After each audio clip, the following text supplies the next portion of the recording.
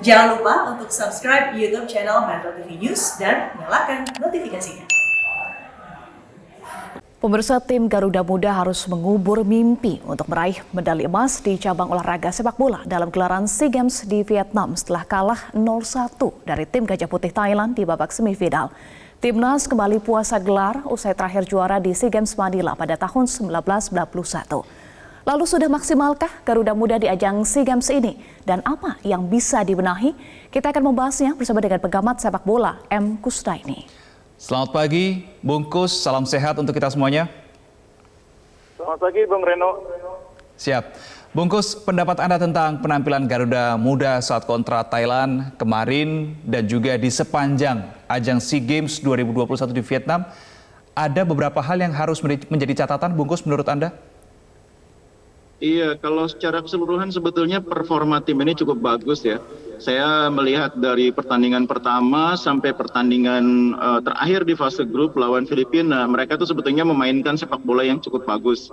Dan ini saya pikir hal yang cukup layak diapresiasi karena bisa dibilang kan persiapan tim tidak terlalu lama. Cuma memang kegagalan memenuhi target meraih medali itu menjadi sebuah pertanyaan gitu ya. Karena bagaimanapun dari segi materi pemain ini kan bisa dibilang hampir semua pemain terbaik kita di usia 23 ke bawah itu sudah diberangkatkan ke SEA Games. Hanya Elkan Bagot, hanya Pratama Arhan yang tidak bisa memenuhi panggilan timnas. Baik, secara materi pemain sudah yang terbaik ya Bungkus tadi Anda sampaikan, tetapi kalau kita bicara soal peran 3 pemain senior yang diturunkan di SEA Games kali ini, baik Fahrudin Arianto, Mark Klok dan juga Ricky Kambuaya, bagaimana menurut Anda? Sudah maksimalkah Bungkus? Sebetulnya mereka juga tampil cukup bagus ya, kontribusinya sangat terasa. Mark Klok memang di 2 laga awal terlihat masih agak canggung, tapi di 2 pertandingan terakhir kelihatan bermain sangat percaya diri, cukup dominan di lapangan tengah. Ricky Kambuaya juga berkontribusi maksimal terlepas dari soal kartu merahnya. Begitu juga Fahrudin juga penampilannya di lini pertahanan sangat penting. Ketika tidak ada Elkan Bagot, peran Fahrudin ini sangat penting. Jadi kalau saya melihat pilihan terhadap 3 pemain senior ini tidak ada yang salah. Mungkin memang yang sedikit mengecewakan adalah kita tidak punya striker nomor 9 yang betul-betul bisa diandalkan. Itu terjadi sejak laga awal sampai laga terakhir lawan Thailand. Kita tidak punya striker nomor 9 yang kuat gitu ya, yang bisa mencetak gol secara konsisten, yang bisa menjadi pemain yang menggedor pertahanan lawan. Itu tidak ada di timnas U23 kali ini. Baik, Bungkus, kalau kita melihat di layar kaca kita saat ini yang sedang baru saja tampil adalah bagaimana Thailand kemarin saat membobol gawang dari Indonesia. Kalau Anda melihat gol kemarin, apa yang menjadi sorotan di sini? Apa yang menjadi celah sehingga Thailand bisa menyerangkan 1 gol ke gawang Indonesia? Kalau kita lihat dari perjalanan timnas di SEA Games, satu yang tidak terbenahi oleh Sintayong sampai akhir pertandingan adalah konsentrasi. Jadi pemain kita tidak bisa bermain konsisten selama 2x45 plus waktu tambahan. Ini kan kemarin waktu tambahan ya. Di pertandingan pertama, kedua, ketiga itu selalu ada persoalan ketika babak kedua permainan kita menurun. Selalu ada persoalan.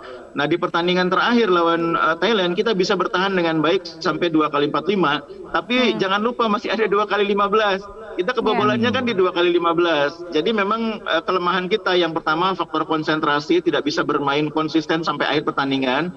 Yang kedua juga terlihat bahwa fisik pemain kita sesudah lewat 60 menit ke atas itu memang cenderung menurun. Kemarin ketika di babak tambahan juga terlihat bahwa fisik pemain kita sudah agak berat mengimbangi permainan keras Thailand. Ya, soal konsentrasi menjadi catatan Anda ya, bahkan di saat extra time, lalu ada kebobolan, nampaknya mental timnas semakin drop begitu ya. Apa catatan Anda, Bungkus? Nah, artinya ketika sebuah tim dalam posisi ketinggalan dan tidak bisa bangkit, di tim itu tidak ada pemain yang betul-betul menjadi pemimpin di lapangan. Tidak ada yang menjadi orang yang bisa mengangkat moral pemain yang lain. Kan kalau kebobolan di menit-menit seperti itu kan pasti drop secara mental pemain. Nah, harus ada yang bisa mengangkat. Nah, itu yang di lapangan terlihat tidak ada yang bisa mengangkat permainan ketika kita sedang down. Oke, Bungkus, kalau kita melihat statement dari pelatih timnas Indonesia ya, Sintayong, satu kata atau satu faktor yang menurut Sintayong menjadi penyebab kekalahan Indonesia kemarin adalah rasa takut pemain timnas Indonesia terhadap kualitas pemain dari timnas Thailand. Menurut Anda seperti apa? Iya, ini memang persoalan inferioritas ya, itu yang harus diatasi oleh para pemain. Itu kadang-kadang tidak hanya muncul ketika lawan Thailand, ketika lawan Vietnam juga kadang-kadang suka terlihat ada perasaan inferior gitu ya, dan itu harus diatasi. Karena kalau secara kualitas permainan, sekarang ini di Asia Tenggara, Indonesia, Malaysia, Thailand, Vietnam itu levelnya sudah sama. Tinggal siapa yang lebih beruntung, tinggal siapa yang lebih bisa memanfaatkan kesempatan. Nah, inferioritas ini salah satu hal yang harus diperbaiki oleh pelatih. Karena kalau secara permainan, Sintayong sudah cukup banyak mengupgrade tim nasional kita. Iya, ada statement juga dari Sintayong soal kecewa ya. Ada kartu merah yang tidak perlu sebetulnya, Bungkus. Iya, karena pada dasarnya kan kompetisi ini atau turnamen ini kan belum selesai di semifinal. Masih ada pertandingan perebutan 3-4, perebutan 1-2 yang harusnya dipikirkan juga oleh para pemain. Ketika mereka kena kartu merah, ini kan artinya merugikan di pertandingan selanjutnya bagi tim. Ya, ini hal yang saya pikir juga perlu disampaikan oleh Sintayong, apalagi kita tahu kultur sepak bola Korea seperti apa. Pemain yang tidak bisa bermain untuk tim pada pertandingan selanjutnya itu sesungguhnya merugikan tim. Itu hal yang harus disampaikan oleh Sintayong supaya ini menjadi pembelajaran jangka panjang bagi semua pemain yang ada di timnas. Iya, Bungkus, kalau kita mengingat masih ada satu pertandingan lagi ya yang akan dilewati oleh Indonesia, ini akan melawan Malaysia. Apa yang harus dipersiapkan secara matang oleh Sintayong dan juga para pemain, karena 3 pemain Indonesia kita tahu pastikan absen karena terkena kartu merah, termasuk Ricky Kambuaya, andalan Sintayong yang di lini tengah. Iya, nomor 1 tuh yang sebetulnya harus dilakukan adalah membangkitkan moralitas ya, mentalitas. Karena ini pemain pasti semua sedang sangat down kondisinya. Tidak hanya kalah, mereka juga kehilangan 3 pemain dan itu pasti akan sangat memukul mentalitas tim. Jadi harus dipulihkan dulu, dibangkitkan, itu nomor 1. Yang kedua, tumbuhkan semangat bahwa timnas kita ini tidak di bawah Malaysia. Inferioritas itu harus dihilangkan. Jangan terulang seperti lawan Thailand, kita agak takut-takut mainnya sehingga ada semacam inferioritas yang merugikan di lapangan. Nah, yang ketiga, kalau secara teknis, sebetulnya seperti yang sering saya bilang, Indonesia-Malaysia itu selevel. Jadi tanpa Ricky Kambuaya pun sebetulnya nggak terlalu masalah, karena ada pemain lain. Kan kalau Firza Andika kan posisinya ada Dewangga, selama ini lebih sering jadi pemain utama. Rahmat Irianto juga posisinya ada Asnawi, nggak ada masalah. Mungkin Ricky Kambuaya itu yang sedikit masalah, tapi seperti yang saya bilang tadi, tidak terlalu menjadi masalah kalau kita percaya diri, kalau kita yakin bahwa kita ini tidak di bawah Malaysia. Tidak ada Ricky Kambuaya, masih ada Abimanyu, masih ada pemain yang lain yang bisa menggantikan peran dia. Oke, baik. Perkiraan kalau 3 pemain Indonesia kan sudah dipastikan absen. Nama-nama siapa saja yang berpotensi untuk dimasukkan Sintayong untuk melawan Malaysia nanti? Ya, kalau 2 pemain yang lain di kartu merah, saya pikir akan kembali ke pemain utama ya.